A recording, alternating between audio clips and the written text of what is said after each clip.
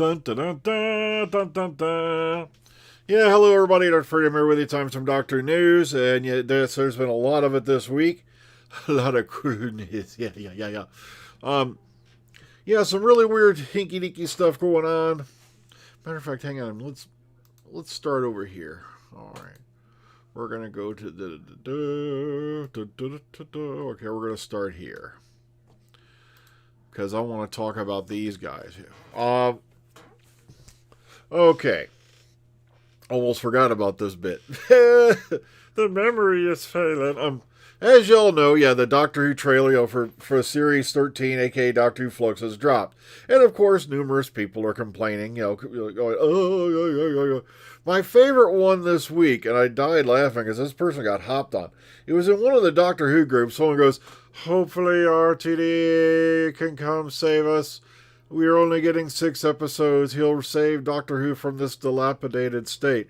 And it's like, the 6-episode thing had nothing to do with the showrunner. A lot of people seem to have forgotten, that, we had that little thing called COVID, and they had the film with COVID, regulations.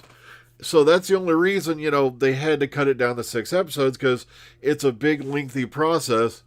When they looked at, sit down and look and go through the procedures they got to go through to film under COVID, it takes quite a while just to get those episodes done. Yeah, we're going to talk about that. Matter of fact, since we got we'll start right there. So that's why you're only getting 6 episodes for Series 13. Had nothing to do with Chris Chibnall. Yeah, I love how they're throwing a fit about this. We already know why they're only getting 6 episodes. Yet, where was all the fits when, we mysteriously lost an episode when Capaldi came in?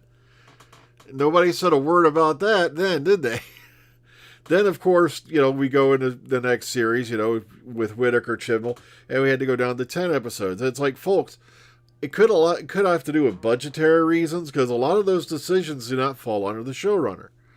People seem to forget that, that, what do you call it, COVID's going on, plus, there's guys who are the bosses, so, you got to be careful with that stuff. All right, let's get into it. Let's get onto it. Let's take a look at the Sontarans here really quick.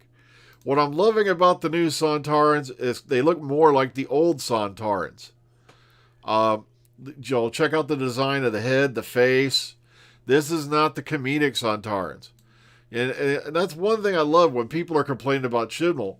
And it's like, at least he made the Daleks scary again. Look at what Moffat did to the Sontarans and the Zygons. He turned them into jokes. Now Sontarans can shape change into anything willy-nilly except look like a statue under a cloak. Okay, that's one of the peeves I have about Day of the Doctor. All right, hang on. Let's check that out. That's good old school Sontaran armor there. All right, let's keep moving. Look at the helmet. That's even reminiscent of the classic series helmet. The Sea Sontarans should be down and dirty warmongers in the mud conquering the universe. And here's a nice close-up of one of the head masks. And see, that's what I love about this. They're going old school Sontaran here. These guys aren't the guys who are going to, heckle you, joke, and melt you with acid. They're just going to blow you up. Oh, that's a picture out of Doctor Who magazine, if I remember right. Or off their site one. I can't remember. Sorry. That was the RTD and what you call it discussion. Those two are insane. If you aren't following those two on Instagram, you should. They're just crazy. So we're going to go one last look at that. Oh, man. That's just amazing. They've got this more medieval. Plus, there's a picture running around, and I wish I'd grabbed it, but we all know what that is. Okay. And there's one picture out of the trailer of the Sontaran on a horse has become rather popular. So, exactly, whose books there? The Daleks were more scary in the Chibnall era. They were blowing people up again. They weren't doing cheesy jokes. Stuart, yeah, I would like it if the Rutons just showed back up. The only time we ever saw a Ruton in the actual TV series was back in Horror of Fang Rock. And then, of course, you had that, it was one of the off movies. It wasn't Shakedown. it was Return of the Sontarans, and then you had those really funky looking Sontarans. But you see, people don't realize the Sontarans have gone through numerous changes. Long before the little dwarf elf guys, we had Sontarans that were 6 foot tall. We had Sontarans that only had 2 big fingers and a thumb. Looked like they were trying to, give someone the shocker. But okay, don't look that up. All right, so it's like we've had Sontarans with 3 fingers. It's just, they vary. All we can say is, look, maybe they, mess around with the gene pool a little bit every now and then, become more efficient warriors. So, all right. Hello, how's it going, Bree? Thank you for coming. Okay, let's get back to the stuff here. Let's keep going. So, yeah, that's the, Sontarans, and here we go. And of course, Series 13 guest actors and monsters revealed. This one I put because it just lists outright right here who we got. So let's run through it. Robert Bathurst of Cold Feet, Toast of London, Downton Abbey. Thaddeus Graham of The Irregulars and Us. Blake Harrison from The Inbetweeners, A Very English Scandal, World on Fire. That makes 2 people from The Inbetweeners now, doesn't it? Because we had that green-haired dude back in Orphan 55. Kevin McNally, who y'all know from Pirates of the Caribbean, Designated Survivor, Downton Abbey. Craig Parkinson, Line of Duty, Intergalactic, The English Game. Sarah Powell, Unforgotten and Damned. Annabelle Scully, The Split and Britannia. Gerald Kidd, Cold Feet and Britannia. And Penelope Ann McGee from The Crown and Harry Potter. And this guy right here has been drawing a lot of attention. Check it out. Rover's really pissed. You didn't get the elbow, that he wanted. Or you didn't get his, his bill jack. He's really ticked off. Also, apparently the Doctor Who magazine is listing this weapon as a scythe. Looks more like a battle axe to me, but hey, if they want to call it scythe, I think it's badass looking enough. Check out the armor. Check out, it's kind of scary, he's a furry guy and he's wearing fur. Does that mean he's going to go cannibal on us or something? But I love the intricacy in this costume, Look at the, little flail, the little float, what do you call them here? These little poofs and, the strands and all. It's given this character a sense of heraldry with these different colors and all that involved in it. So, and right here, if you want to read, there's a large number of quotes from the folks who had a lot to do with this, particular series. So if you want to read those, boom, they're all right here. But let's get into Series 13 trailer breakdown. Our new trailer, casting news for Doctor Who Flux. Here's a link to the trailer if you've been living in a cave and you haven't seen it yet. Ugga-mug, guys, the clue is bang the rocks together. Yeah, sorry, I stole that one from Douglas Adams.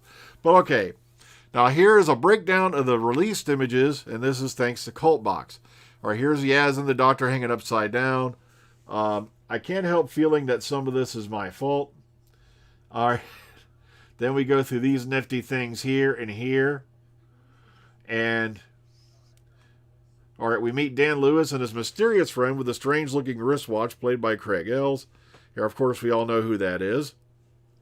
I don't see how that's a strange-looking wristwatch unless I got to see a picture of it with more detail, because there's a lot of weird watches out there in the world now we all know who this guy is. He's being listed as a Carvanista. All right, and of course, Dan joins Team TARDIS. Here's Dan in the TARDIS. Looks like they've made a couple more minute changes. Notice the hoses. I never noticed them coming out of there before. So maybe it's little things they've added. Here it is. I had a fit with this earlier. I was like, Sontar in space.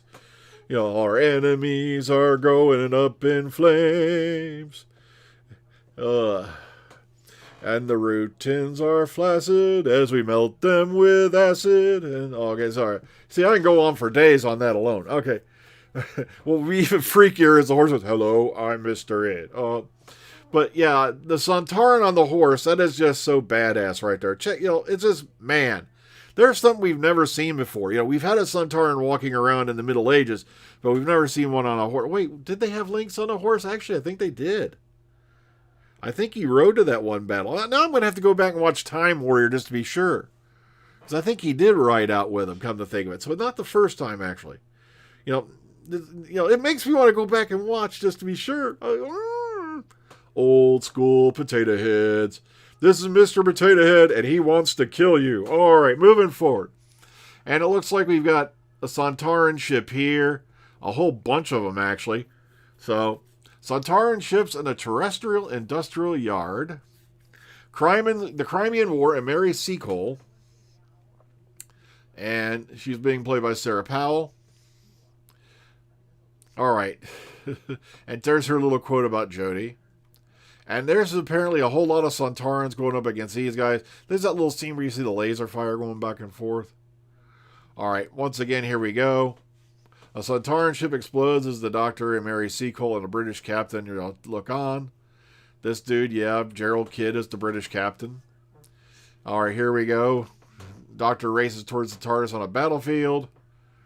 And, we all know who these three are. Hands up, haha. And then we got these dudes. Look, check out. These are badass, man. Look at this. It's like, the Red Skull. I went crystal new age on this. Check it out. All right, here we go. They almost remind me of Cenobites for some reason. I don't know why, from Hellraiser. All right, let's keep going. Now, who are these funky looking dudes? All right, or are they women? We don't know. All right. And, of course, this is Vinder, who's being played by Jacob Anderson. A lot of people, remember he was Grey Worm on, Game of Thrones back in the day. And, of course, Weeping Angels. And this is Annabelle Scully playing this character here. And check it out. Dun, dun, dun, dun. And this was filmed at Friars Point House in Wales. That's what I love about Cult Box. They really break it down for you. And this, of course, is Thaddeus Graham in a scene with red vegetation. Thaddeus Graham and Blake Harrison. And here we go. There they are again. All right, here we go. Mandip Gill in her period costume. We've seen Dan, the character Dan, John Bishop, and Yaz, Mandip Gill in, period costume for an episode. That was back during when filming photos were coming out. And this is Kevin McNally, with Jodie Whittaker. All right, this is a character played by Craig Parkinson. And, of course, the Cybermen are back. Now, say what you want. I love these Cybermen. With the spikes on the shoulders, the nasty-looking armor. They're really, really, I love them. They're badass. And the return of the Ood for the first time in a long time. I don't, have we, all right, no, we did see an Ood in, that was right. Doctor's wife. But still, it's nice to see the Ood back. Doctor and TARDIS are on the job. This photo, I was about to say, I almost said Shoto, has been going around. All right, why don't I know anything about this, and who else does? There's a nice shot of the TARDIS doing its thing. And here's Jodie stepping on a Lego. No. Don't worry, I'll get back to the comment box in a minute, folks. Just on this screen, I can't see it right up front, so. Oh, I ain't even going to say what that looks like. That's just wrong. All right. Let me see. You can see how this would be taken the wrong way and out of context. Dan's getting to know Yaz in a funny way. All right. Here we go. Back to...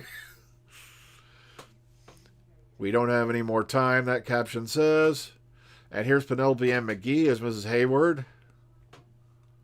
Robert Brathurst as, if I'm not butchering his name, Bradhurst, very odd, he says. And, of course, Jacob Anderson as Vinder.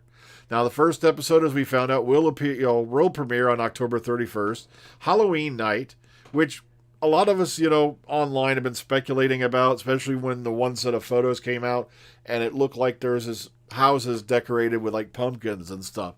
So Halloween's always been a source of conjecture just based off that filming photo as to being a possible release date. And, hey, it's nice to see it bore fruit. There we go. Jodie Whittaker hints she has filmed the Regeneration scene, but she does not know who the new Doctor is. Now, as you all know, Jodie was on the Graham Norton show last night. That's where the trailer broke. And, of course, I love there was a part where, she got to, sit there with Coldplay playing. And she really loves that band. So, but she goes, here we go. All right. Now, she's already hinted that she's already filmed the Regeneration scene, but insists she has no idea who the next Doctor will be. She said, quote, "They are never going to tell me who it is that's replacing me. We filmed some scenes, but the new Doctor wasn't there. I wasn't there for Peter Capaldi, and only met him months later when I passed him in the street." I'm not allowed to tell you anything, but I can say the first episode is out on Halloween. It's a 6-episode story arc. It's like a 6-hour film, and it's amazing. And, of course, this was the wrap photo they took together. And if you look around online, they had a photo of Jodie and all that in costume for the wrap party. So, here you go. All right. Flux, writers, details, and all that announced. Now, as you all know, everybody and their grandma is already going to be jumping up and down saying this whole series is going to stink. This is literally a gamble. Because as y'all know, back in the day when we had Class come out, Patrick Ness wrote every episode. It didn't work out well. But for this series, each of the 6 episodes of Flux are written by Chris Chibnall, except episode 4, which he co-wrote with The Haunting of Via Diodati writer Maxine Olderton. Now, The Haunting of Via Diodati was really, really good. So, at least we can look forward to episode 4. All the rest is going to stink. And of course, Flux was divided between 2 directors. That's Jamie Magnus Stone, who did episodes 1, 2, and 4, and Azhar Salim, which did episodes 3, 5, and 6. So, here you go. Here's all the info you need. Links are below in the description box if you want to go check those out. So if you want to go take a look at them now. Yeah, Lynx did ride a horse. Thank you, Philip. Yeah, it didn't hit me till later that, he rode to that one battle when they went to take the one castle. That, he did ride out with Irongrown and all the gang. Irongrown, Blood Axe, all them happy guys. Matter of fact, somebody had a picture up on Twitter earlier today of... it could mean Gallifrey. I don't know. It's just we've never really... Have we seen any vegetation on Gallifrey? Not a whole lot. Or, will they go back to Gallifrey, really? That's a big question. I don't complain, but I think Jodie is doing a great job. I think it's time for the Ood to get... All right, Curtis. All right. Happy weekend, everyone, from Dead Orbit. I have faith. I think she's going to nail the Doctor. Hopefully, the writing has been upgraded. Pardon the pun. Now, there's a lot of people out there, like I said, I can see where some people didn't like certain episodes, but it's like, when they sit down and go, every single episode was shit, and I'm like, guys, they weren't all written by Chris Chibnall. We had a variety of writers, and there were some pretty good episodes. Yeah, they were duds, but there's always been duds. Going all the way back to the old series, man. Oh, goodness. Like, look at Series 17, with some of my favorites. Oh, if I remember, it was Series 17, like Horns of the Naimon, and oh, goodness gracious. And of course, but the scary part is I still watch it. It's a guilty pleasure, even though the acting's hammed up like hell. Okay, so we'll be so happy if you're... I'm really hoping that, the NMD crowd is whose book's referring to. They were already saying that the next series was going to be even worse. And remember, this was before they announced RTD. That you had, Narcotic, or Turd Rot, or whatever his name is, running around going, it's all going to be worse. And then, of course, you got, the cartoon guys who don't have the balls to appear on a camera. They make a cute little cartoon, that say their things because, they don't want to face the public. They don't want them to see their face. But I look at it this way. It could have been a lot worse, folks, because, like I've been saying, if Doctor Who has been doing so horribly. Now, I want you to quote me on this in the future. If Doctor Who series 11 through 13, or 11 and 12, did so poorly, why did they even do a series 13? They had the perfect excuse to skip out on it. They could have said, COVID, can't do it, and then quietly, shuffled things off. And that would have been the end of it until you got a special. And they would have had the excuse to do it. Unlike when they did it in before Series 10 and before Series 12, let's just take a year off. For no damn reason. Ugh. But now they had a reason and they didn't do it. Now also, if Doctor Who was so horrible, why'd they, order a centenary special? They didn't have to do that. They could have just done, the couple of specials and then boom, 60th, well, actually RTD. So they could have, if they wanted Chibnall and them out, they had every chance to do it. So like I said, it can't all have been amazingly that bad. Like I said, there were some episodes, that were duds, but like I said, the ones that come right to my mind, like Arachnids in the UK, I don't know what they were thinking with that one. Sure, the spiders were creepy. They were pretty well done, but it's like, okay, the guy shooting the big spider in the gym was inhumane, but what was your game plan? You were going to run them all into a tunnel and seal it off and suffocate them to death, I think, for a rat. I'm like, that episode just did not have an exit strategy. Kind of like Bush with the Gulf War. You know, it's like, I made a, oh God, I made a political reference. No! Okay, don't do that, Dr. Freedom. You see, I've been told not to do that. Otherwise, the Clara ghost might reappear. And I don't need that in my life. So, exactly. Well, I think Chibnall was on a 5-year contract. They would have had to have bought it out. And I think Jodie signed a 3-year, which was unusual because every doctor up to that point, they'd give them a 1 year and an option to pick up. So, okay, I only didn't like 3 episodes. And it's not even because it's just the ending sometimes, yeah. I can agree on that. You see, a lot of people are a little bit weird because they have to rush things. And it's like, it's not like the good old days where you had like, you know, anywhere up to 5 or 6 25-minute episodes to tell a story. It's very, very tough to, you know, for them guys out there. Even RTD did an article recently, and I forgot to go snatch it, where he says Doctor Who's not as easy to write as you think. Like I was on a podcast recently with Mackenzie Floor, and she participated in a thing to write a thing for Big Finish. And they sat down immediately and said, you can't use this companion, you can't use this character, you can't use this villain. And it's like, and they do the same thing on Doctor Who. A lot of people are going, how come they suddenly, Chibnall ran back to the old classic villains? And the only reason he did what he did in Series 11 is because he wanted to throw some new things out there. Because everybody was going, the Cybermen are overdone, the Daleks are overused. And that's one thing I heard all over the place. People complaining about that. Oh, thank you, Freya. I don't know. Like I said, I don't want to make a prediction. Like I said, it's a big roll of the dice, you know. But like I said, there's going to be people out there who are not going to like it either way. And we all know who they are. Because liking stuff doesn't make money. Liking things does not put, you know, ad revenue into the old YouTube account. They think they're like, you know, the Howard Sterns of the Doctor Who community, and they're not. It's like, at least that's the only equivalent I can think of. You know, there's people who tune into them just to see what they're going to say because they agree with them. And then there's people who tune in to say, you know, see what they're going to say because they just want to see what they're going to say next. And that's how Stern made a career on that. If you watch the movie Private Parts, that was one of the most perfect lines in the whole movie to explain, you know, how this guy acting like an utter jerk on the radio suddenly became a multi-millionaire now. You know, basically he was lucky. He got away with stuff the FCC would have shut somebody down on a long time ago. And we're not going to talk about Howard Stern anymore. Okay, they could have Paul McGann and Sheridan Smith for the 60th. Sheridan is popular in the UK. I'd love to have that, but, you know, with Paul McGann and Lucy Miller. Or even, you know, Paul McGann and Charlie Pollard. If India Fisher would do it.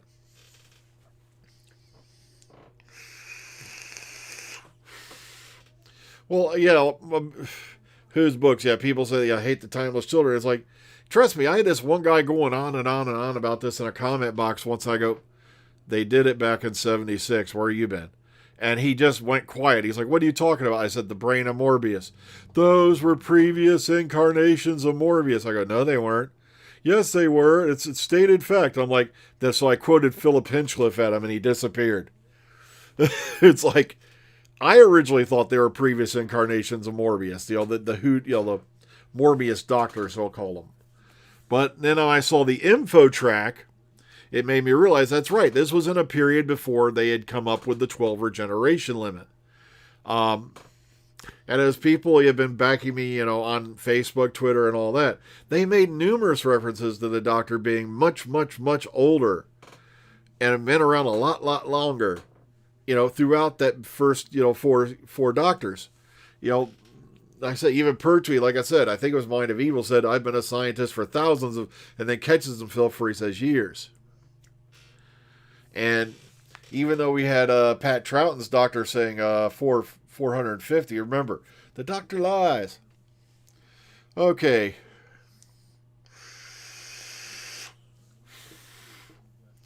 Okay, you're talking about Big Finish again. All right. Now, bringing back companions, you know, I really wish they would, but it seems like, you know, they just don't want to do it. You know, last time we had classic companions on the main show, that was Sarah Jane and K9, and that's been it. You know, And meanwhile, over on the other series, Sarah Jane Adventures, you had Joe Jones, or AKA Joe Grant. Then you had, of course, it was supposed to be Ace was going to pop up. And sadly, Okay, yeah, I've heard about Lung Barrow. I've never read it, and in a way I don't want to. From what I heard, that was kind of like a revenge deal. They were trying to nail down the entire past of the Doctor because, they didn't like the fact something happened. And that's one story I've heard, but also I heard it gives you everything right down to the Doctor's shoe size. Yeah, Robert Holmes just made stuff up as he went along because it's the only way you can do it. Yeah, of course, Carol Ann Ford's wanted to come back. Peter Capaldi, when she came to visit set, he went crazy. But of course, what the boys on floor 6 told Moffat? No. It's like they're afraid, wait, what if they want another spinoff? We ain't got the money for that. Look, it seemed to me like Class was thrown out there on purpose to fail. At least that's what it felt like to me. It's like, well, we tried to give you that spinoff you wanted, and look what happened. Oh no, Flux is it's basically one big episode. Matthew White. Yeah, it's going to be a 6-chapter story. Now, whether they're going to individually name them, I don't know. But it seems like to me, Flux is the name for that whole series. It's going to be like a box set.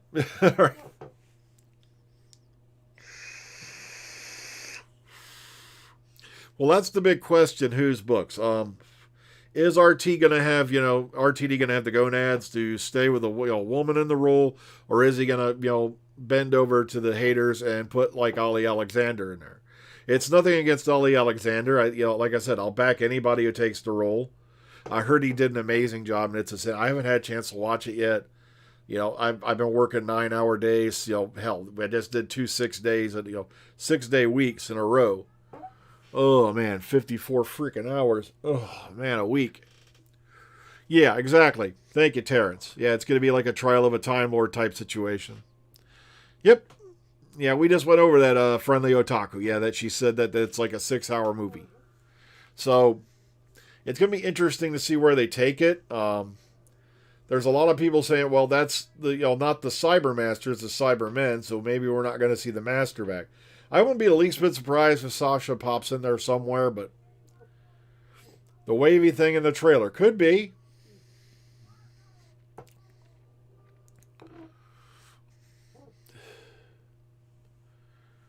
Yep, I agree with you, Who's Books. That's their number one excuse. It'll confuse fans. Matter of fact, that's exactly what Moffat and the BBC were saying.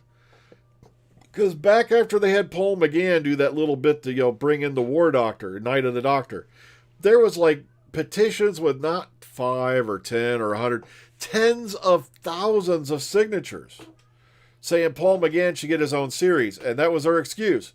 It'll confuse the fans having 2 different Doctors on the air. Not if you call one the 8th Doctor Adventures. But I agree with you there. RTD, very intelligent fella. Like I said, the big speculation right now is, oh, great. Now my brain fried. Lydia Webster, I want to say. If I got the name wrong, somebody tell me. I think it's Lydia, yeah. That worked with him on It's a Sin. That's the latest front runner. Also, Tanaya Miller still being mentioned. Which would fit that one bit, as we said, where, on Rose, and, in his text version, the book version he did, novelization, duh. Sorry, the brain's slowing down. Every now and then you gotta knock that hard drive back on track. It fades on you. So, RTD will right the ship. There's nothing wrong with the ship. See, that's the point I'm trying to get across. There's nothing wrong with the ship. The ship's doing just fine. Yet the rats are running off, running around like the ship's sinking. Ugh.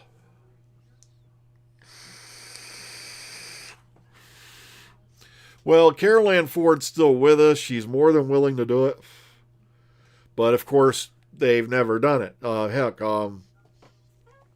William Russell wanted to come back as Ian Chesterton, and Sadly, that would have happened back in Modern Undead. Originally, that was supposed to be Ian Chesterton's character returning in that episode. And then something... Lydia West, thank you. I knew it was a W. Thank you, thank you, thank you. But sorry, like I said, you got to knock the hard drive back on track every now and then. Otherwise, you lose it. Yeah, the main thing that will kill Doctor Who is BBC politics. They just don't get the fact that you got to stay consistent. You can't skip years. You can't do half years. Yeah. Well, not exactly zero defects. Like I said, every series of Doctor Who has its duds. Like back in the RTD era. Oh, my God. Oh, man. Love and Monsters. I know there's people who love the episode.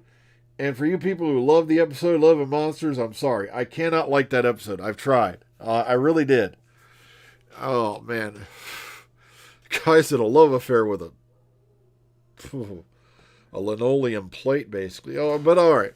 That talks like Moaning Myrtle from the Harry Potter movies. Exactly. That's the thing. He dared. And that how dare you dare to do something different.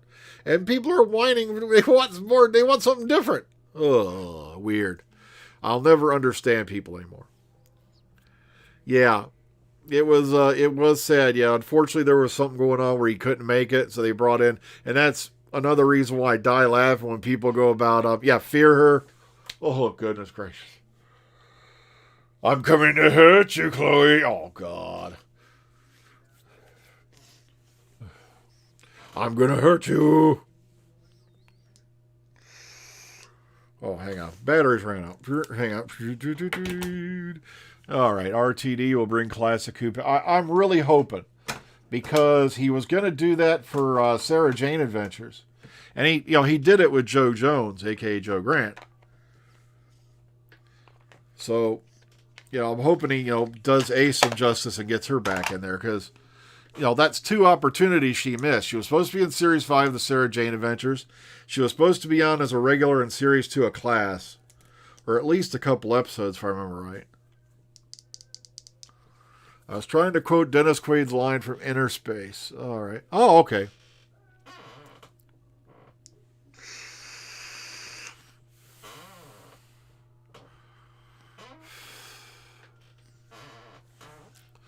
Okay.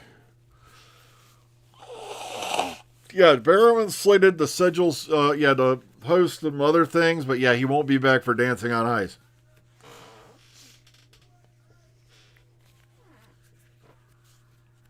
Exactly. It was not Chibnall's call. That stuff comes from above the showrunner.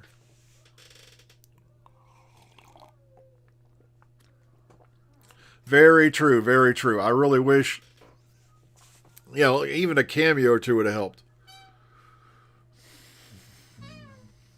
Oh, yeah. She was always talking about how she would have loved to meet Jodie Whittaker's doctor. And here we never know. Maybe Jodie will do Big Finish along the line. So, you never know. Barrowman's going to be hosting some specials, but he's not going to be on Dancing on Ice. Well, that's because they're going to keep this a very, very, very closely guarded secret. They've been a lot more careful with this kind of stuff. So, why do you think they do regeneration scenes inside the TARDIS and stuff? Because that's in studio. So that way, anybody leaks it, then, we know who that was. I don't know. An R-rated version. Yeah, he did pretty good on Series 2 of Torchwood. Like I said, Chibnall wrote one of my favorite episodes of Torchwood, which was Countryside. Because that one threw you for a complete loop at the end. Yeah, she could do Big Finish a little bit later on down the line. It's just they have a thing on Big Finish where it has to be a certain amount of time after, their series before they can bring them in. I can't remember how long it is. Well, Big Finish is, for you folks who are talking about Big Finish, I mainly am familiar with Big Finish because I have a menial job. So I literally put on an adventure with the doctor or put on an audiobook, and my hands are doing all the work while my mind's off and, whatever it goes. And on Big Finish. All right. Yeah, there's a gap, and I can't remember what it is. I think it has to be at least like 1 or 2 series have to be passed for that doctor and come in, something like that. I used to know what it was. My brain's frying. I can't stay on too much longer. I got some stuff I got to do for the Zoom call tonight, guys. So, um,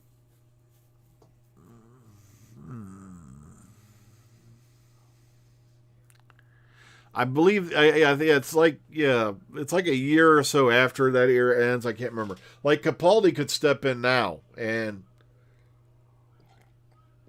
he's been off doing other things, as we know. Yeah, you see, that's one thing that got me mad. Everybody thought, the 50th anniversary special, 75 minutes is more enough. I go, that was part 2 of the End of Time, was 75 minutes. David Tennant's Swan Song was longer than the 50th anniversary special of the show. Yeah, I loved the book at Childhood Ends. I listened to the audio version narrated by. Oh yeah, they tried enforcing that with us for a while, Matthew. No headphones and all that, and the natives rebelled, and that was quickly repealed because it drives people insane. Yeah, but at Childhood Ends, yeah, if you get a chance to pick up the audiobook version of that, Sophie Aldred is brilliant, and she narrates her own book, and she does a really, really killer 13th Doctor impression. She nails the accent and everything. It's just really cool.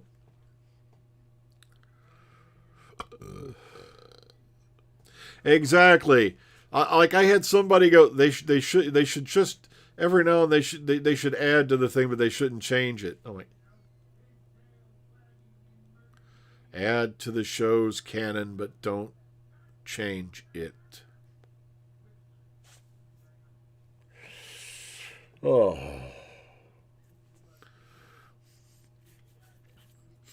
Well, there's going to be an announcement. They're going to milk it for the press. Well, folks, I have got to get going. It's been about 37 minutes, and I didn't want to drag this one out too long. Like I said, amazing things coming up. We're going to have to keep our eyes and ears open. We'll see. If I hear any more rumors about the 14th Doctor, you'll all be the first to hear it. But like I said, I want to be sure first. Like I said, all we have right now is speculation. So I'm not going to go too far on that. So all I can say is this, folks. Have a great night. I'll catch you in the future.